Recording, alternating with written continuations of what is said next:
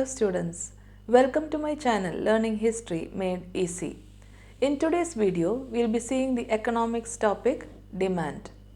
Before going into the video, if anyone is seeing the channel for the first time or if you have not subscribed to my channel, please do subscribe and share it with your friends, and also click the bell button to receive notifications whenever I upload new videos. So without wasting time, let us get into the video. We already studied about the problem of choice of the consumer. So the optimal choice of the consumer depends on the price of the good, the price of other goods, consumer's income, taste and preference. So the optimal choice of the consumer depends on many factors like the price of the good, the price of other goods, the taste and preference of the consumers, etc. The quantity of commodity that a consumer is willing to buy and is able to afford to buy given the price of goods and consumer's taste and preference is called demand. So what is demand? Demand is a quantity of a good a consumer is willing to buy and he is able to afford to buy given the price of goods and the consumer's taste and preference. That is his or her demand. When one or more variable changes, the quantity of good chosen also will change. For example, if the price of the good changes, then the quantity demanded will change. If the consumer's taste changes, that also can change the quantity demanded. So, any variable change, the quantity of good demanded will change. Now, what is a demand function? The relation between the consumer's optimal choice of the quantity of good and its price is very important. This relation is called as the demand function. That is, a demand function is a mathematical relationship between the consumer's quantity demanded of the commodity and its determinants. That relation between the quantity demanded and the determinants is called as the demand function. So what are the determinants? The determinants are the price of the product, the income of the consumer, the taste and preference of the consumer, price of related or other goods. All these are determinants. So the quantity demanded will depend on all these determinants. So that relation is called as the demand function. So therefore a consumer's demand for a good as a function of its price can be written as X is equal to FP. So X is the quantity of good demanded,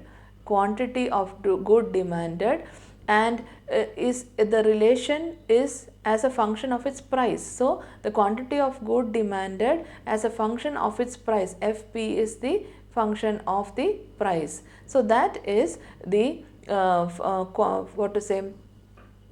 demand function. So demand function is a mathematical relationship between consumer's quantity demanded and its determinants. So there are different determinants. Now here, what is a demand curve? The graphical representation of a demand function is a demand curve. So demand function, we already learned, is a relationship between the quantity of goods demanded by the consumer and its determinants. That relationship is the demand function. Now that demand function, when it is represented graphically, is called as a demand curve. So it is very simple. So let us try to see what a demand function, or sorry, a demand curve is. So in a demand curve, let us see. So here we have the price of the good. Okay. So here the price of the good and here the quantity demanded. So this is the price. This is the quantity. So what will happen? For example, a consumer is planning to buy mangoes. If the price of mango is P, then the consumer will buy X quantity of mangoes. Okay. So P is the price, means consumer will buy X quantity of mangoes. So let us see, P is the price and X is the quantity. So here what will happen? P is the price, means X quantity of mangoes the consumer is buying. Imagine that the price of mangoes reduce from P to P1. Okay, reduce, price is reducing. When price is reducing, what will happen? The consumer can buy more quantity of mangoes. So he can buy from X to more quantity of mango, that is X1 quantity of mango a consumer can buy. Now imagine that again the price of mango is decreasing from P1 to P2, it is decreasing. Then the consumer can buy even more quantity of mangoes. He can buy maybe X2 quantity of mango. So from here it moves to here. So if you see here, price of commodity is decreasing, quantity is increasing. That is the relationship between the price and the quantity. That relationship is called as a demand function, and its graphical representation, when we join all these points together, that curve is called as the demand curve.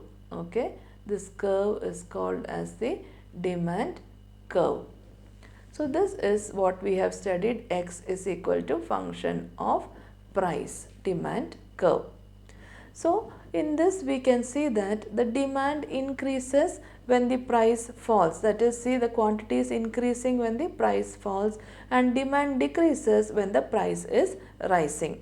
The relation between the consumer's demand for a good and the price is likely to be negative in general, that is, demand increases, price decreases. So it is negative in general. Independent variable is measured along the vertical axis. Price is measured along the vertical axis and the quantity is measured along the horizontal axis. So this is what is represented here, demand curve. Now let us see the next topic, that is deriving a demand curve from indifference curve and budget line. So we have learned what is a demand curve, we have learned what is a budget line, we have learned what is an indifference curve. Now let us connect all these three. So consider an individual consuming bananas X1 and mangoes X2. Income is M, income is fixed, that is M. Market price X1, market price of X1, that is market price of banana, is P1, and market price of mangoes X2 is P2. Figure A, that is the first figure here, shows the consumption equilibrium at point C. So here is point C, where the consumption equilibrium means optimal choice of the consumer is C, when X1 quantity of banana and X2 quantity of mangoes are consumed. When price of bananas drop, here the quantity becomes more, quantity of banana consumed become more, X-1, and the quantity of mango remain the same. That time what happens, the equilibrium comes here, that is D. That time the demand curve is negatively sloping, that is price increases, demand decreases, price decreases, demand increases. So now let me explain this once more. So we have here y-axis and here x-axis. On y-axis we are measuring the quantity of mangoes. On x-axis we are measuring bananas. Okay. So here we have decided that x2 is mangoes and x1 is banana.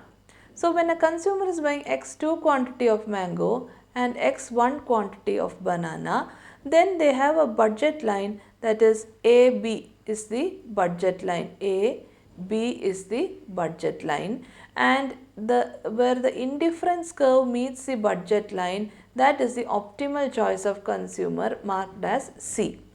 So when consumer consumes X2 quantity of mango, X1 quantity of banana, AB is the budget line, and where the indifference curve meets the budget line, that is the optimal choice of consumer.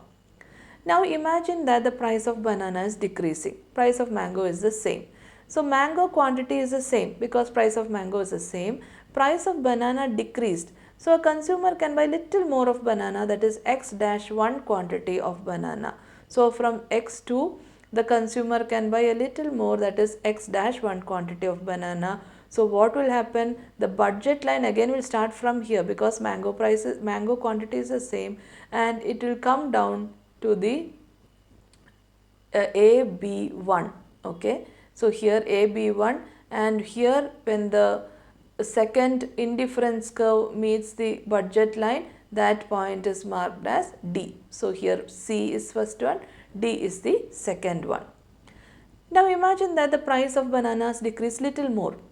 Then the consumer can, mangoes are the same. The consumer can buy little more, that is X dash 2 quantity of bananas, same quantity of mangoes, X dash 2 quantity of banana. Mango quantity is same, banana quantity different. So again the budget line moved from here to here, that is little more we have to extend AB2. Budget line moved from AB2, and the indifference curve, that is IC3, the point where it meets is here E, that is the optimal choice of consumer. So that is what is this one. I will extend a little bit and draw. That is, so this axis is a little more extended, that is X axis where bananas are measured. So here the third point is here. So third budget line is B2, AB2. So first budget line is AB, second budget line is AB1, third budget line is AB2.